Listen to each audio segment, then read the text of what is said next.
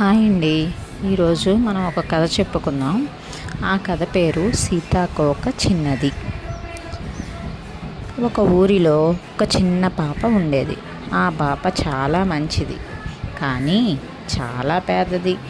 ఒకరోజు బడిలో పిల్లలు కొందరు సీతాకోక చిలుకలను పట్టుకున్నారు.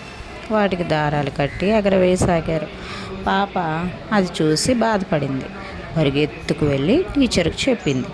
టీచరు పిల్లలందరినీ తిట్టి సీతాకోక చిలుకల్ని విడిచిపెట్టింది. అవి చాలా సంతోషించాయి. ఒకరోజు బడిలో పిల్లలందరికీ రంగురంగుల బట్టలు వేసుకునే పోటీ పెట్టారు.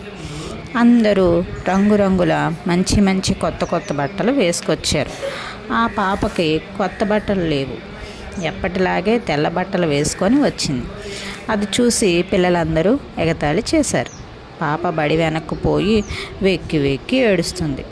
అది సీతాకోక చిలుక చూసింది. తన వారందరినీ పిలుచుకొని వచ్చింది.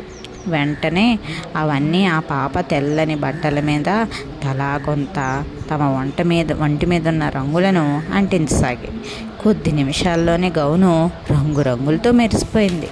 పాప ఆ గౌనుతో రాగానే పిల్లలందరూ నోళ్ళు తెరిచారు. అబ్బా, ఎంత ముచ్చటగా ఉంది గౌను అంటూ మెచ్చుకున్నారు. ఇంకేముంది, మొదటి బహుమతి ఆ చిన్న పాప చేతుల్లోకే వచ్చి వాలింది.